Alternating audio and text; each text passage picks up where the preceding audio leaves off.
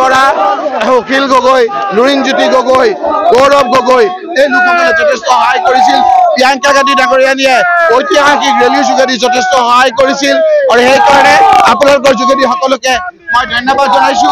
বিশেষকৈ সাংবাদিক বন্ধুসকল যিসকলে নিৰপেক্ষভাৱে বাতৰি প্ৰচাৰ কৰি আমাক আপোনাৰ সমৰ্থন কৰিছিল, সেই লোকসকলকো মই ধন্যবাদ আৰু কৃতজ্ঞতা জ্ঞাপন কৰিছো।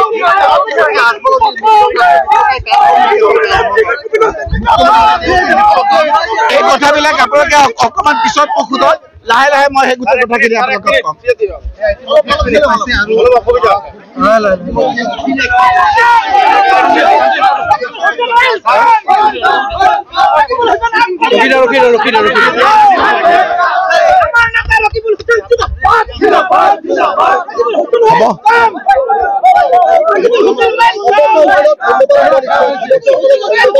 নিশ্চয়কৈ মই সকলোকে ধন্যবাদ জনাম।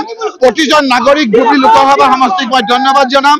মোক ভোট দিয়া ভোট নিদিয়া সকলোকে মই ধন্যবাদ জনাম আৰু ইয়াৰ সাংবাদিক বন্ধুসকলেও নিৰপেক্ষভাৱে নিউজ কৰি অকল ধুবুৰীৰে নহয় বিভিন্ন অঞ্চলৰ এই সমষ্টিৰ সাংবাদিক বন্ধুসকলেও বহু কষ্ট কৰি যোৱা 3টা মাহ ৰোজাৰ সময়ত ভোকে লগতে থাকি বাতৰি পৰিৱেশন কৰিছে।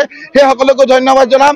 ইয়াৰ সকলো লোকক যিসকলে মোক ভোট দিছে, ভোট নাই দিয়া সকলো লোকৰ আজি যদি মই নিৰ্বাচিত হওঁ, মই MP, গতিকে সকলোৰে নিৰপেক্ষভাৱে তেওঁলোকৰ স্বাৰ্থত থাকি ৰাইজৰ স্বাৰ্থত থাকি ৰাইজৰ সমস্যা সমাধান কৰিবৰ কাৰণে আন্তৰিকতাৰে মই চেষ্টা কৰিম।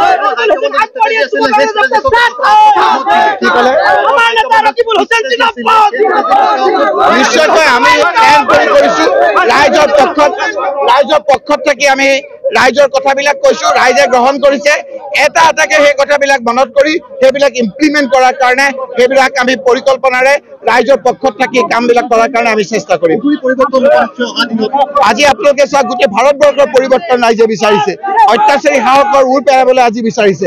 গতিকে এই কথাবিলাক আমি আজিৰ তাৰিখত কোন MP হ'ল কোন নহ'ল বিচাৰি আছো। আজি আপোনালোকে চাওক, টোল গেটত দুগুণ দাম বঢ়াই দিয়াৰ কাৰণে বেমাৰী আহিব পৰা নাই। ৰহা টোল গেটত, আপোনাৰ যোৰাবাটৰ আমাৰ সোণাপুৰৰ টোল গেটত আজি আপোনাৰ এফালে বৰষুণৰ পানী ঘৰত সোমাই গৈছে, বানপানী বৃদ্ধি হৈছে আৰু এইফালে কাৰেণ্ট নাথাকাৰ কাৰণে বিভিন্ন ধৰণে মানুহৰ অসুবিধা হৈছে। খোৱা পানীৰ আজি অভাৱ হৈছে।